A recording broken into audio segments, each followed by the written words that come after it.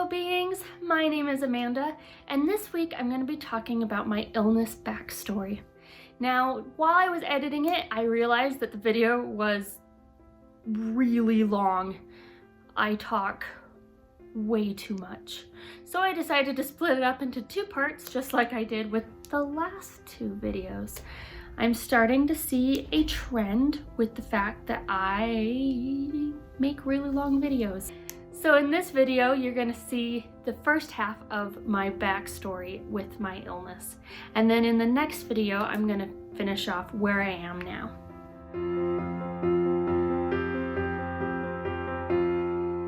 Today I'm going to be talking to you about how and why I got sick in the first place and how I got my disability. I can't say that I have always been the picture of health when it came to my life. I've always seemed to be sick a lot. I always caught colds really easily and I always felt a little run down. But I'd have to say that I did have a pretty active lifestyle. I was a dancer. I was in marching band in high school. I taught Zumba for quite a number of years. I loved to hike. I trained for and ran in a few races. And I loved to travel. And I loved my active job with working with animals. But in 2016, my life took a drastic turn and it seemed like everything seemed to come to a screeching halt. And that is when it all began, was 2016. So it started out simple enough.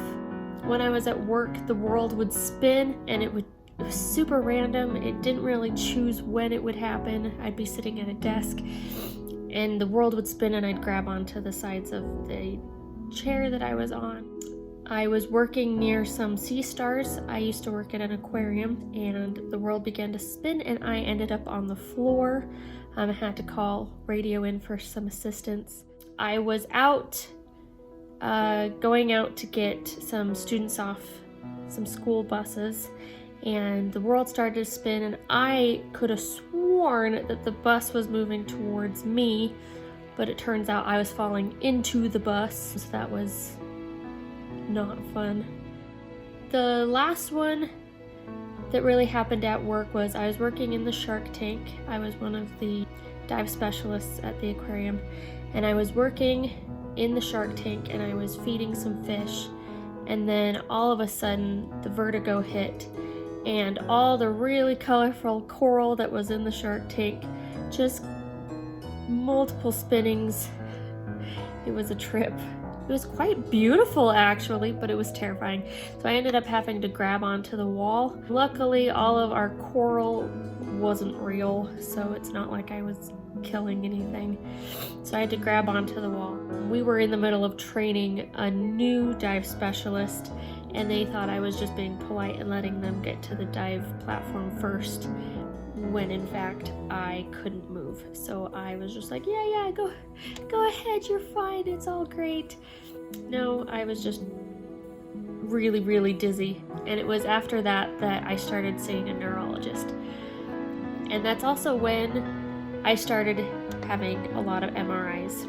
And when I say a lot of MRIs, I mean a lot. By the end of last year, I had 10 MRIs. And I used to joke with my husband that if I didn't have something before, the MRIs were going to cause something new. So there's that.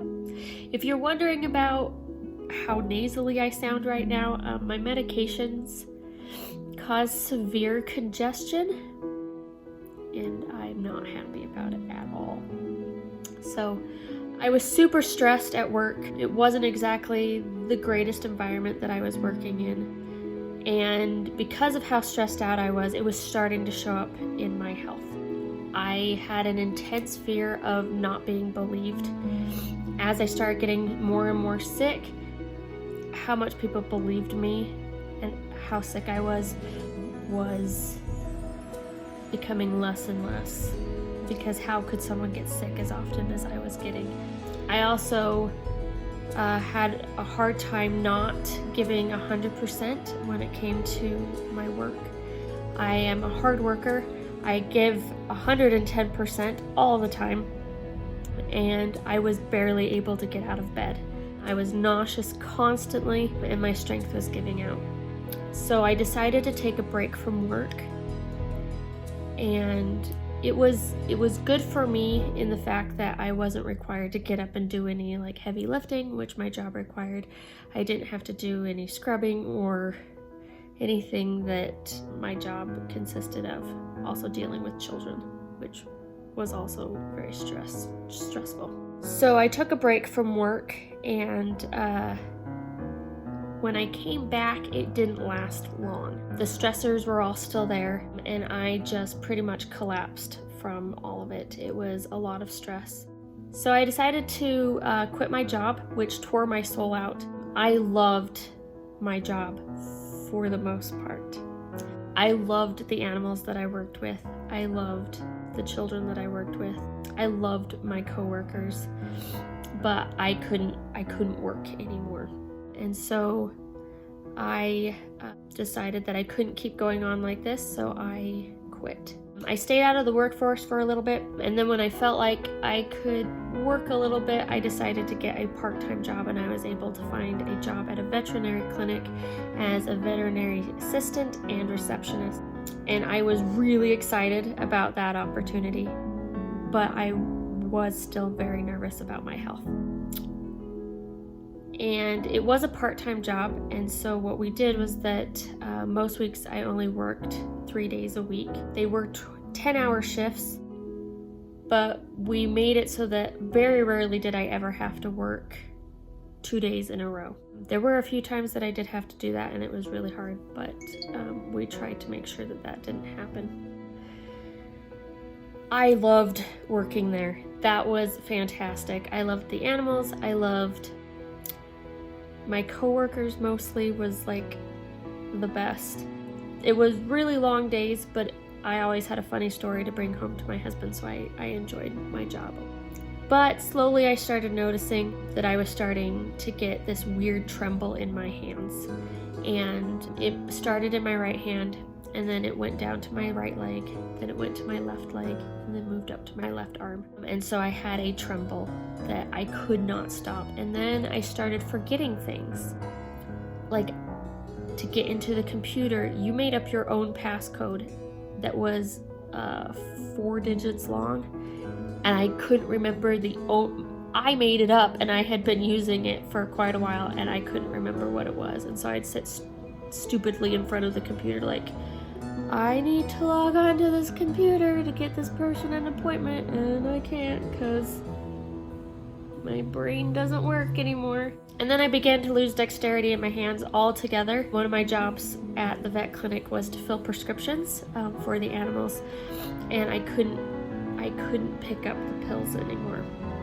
And then I couldn't concentrate on counting pills, so I would sit there forever counting pills over and over and over, and then to make sure that I got it right, I'd bring coworkers over to count it for me, and I started relying more and more on my coworkers.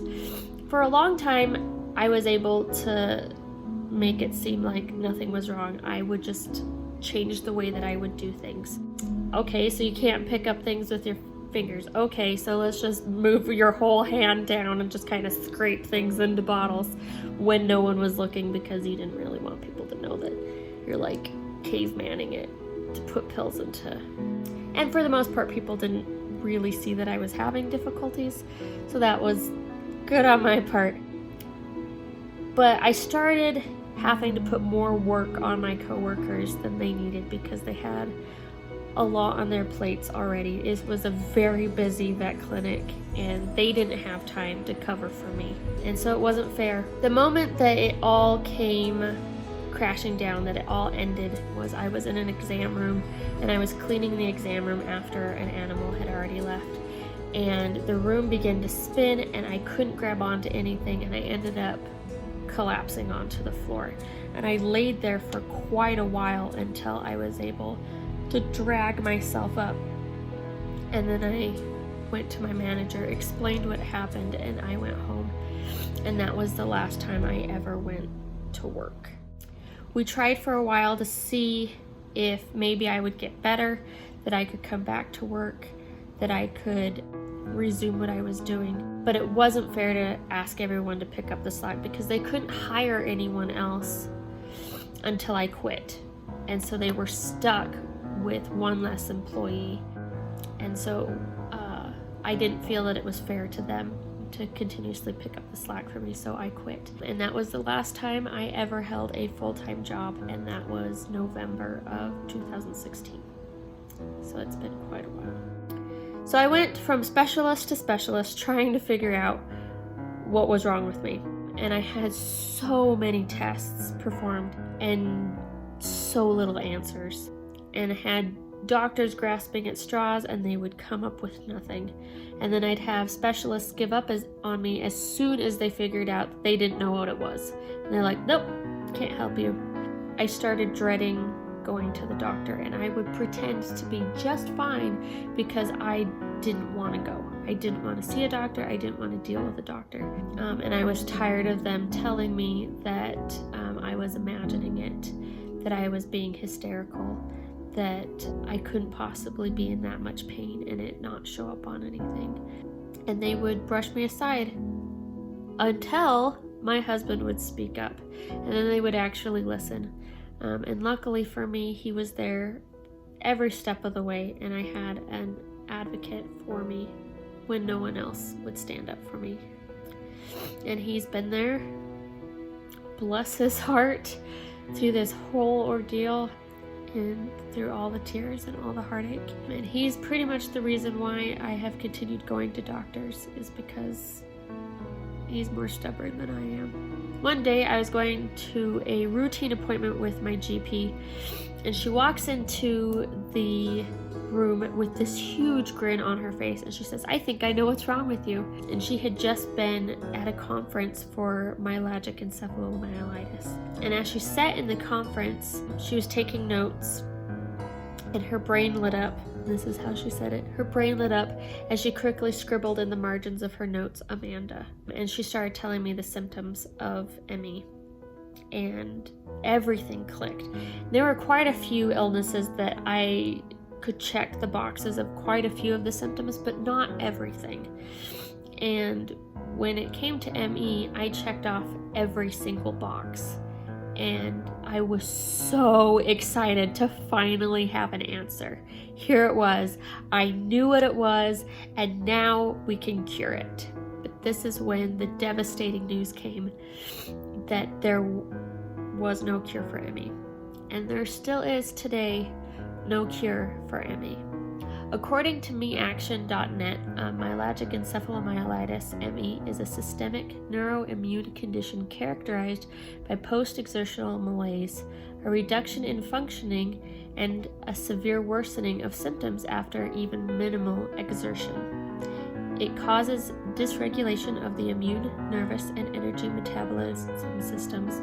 The effects of ME are devastating enough to leave 25% of patients housebound or bedbound. Yay! I had an answer, but it wasn't a very good answer to me. Luckily for me, I found out that one of the best ME treatment centers was nearby. It was, maybe 25 minutes away from me.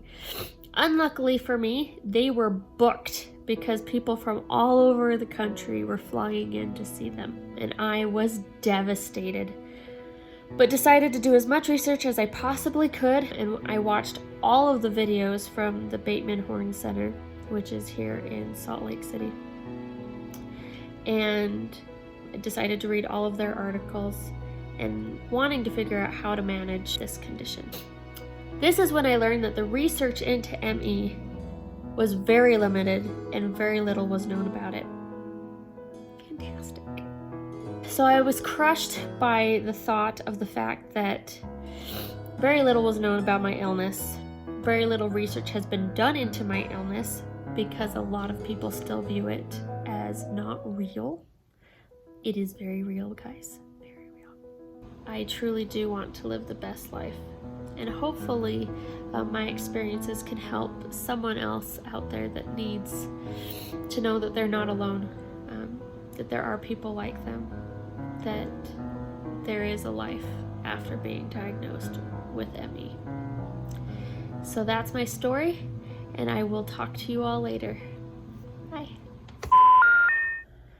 Okay, so this is my testing at the beginning to see if this works, and hopefully it won't shake too much. I redid the whole rig, but I'm on a rocking chair, so there's that. So, and I covered up my nasty nails that looked really bad. But now they look bad again because I can't do my nails properly. Alright, let's see if this works. Greetings, fellow beings! And it shook. Goodness, okay. I'll hold it. And, we're gonna cut out all those ums because no one needs to hear that many ums. Ever. Or I'll just point out all the ums and we'll all laugh at it together. Anyway, I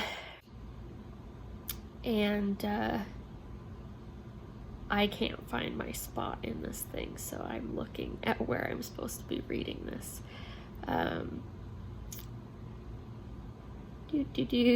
Guys, this is real. This is how it goes. I am so lost in my bullet points that I wrote down. Oh my gosh. Okay. Okay.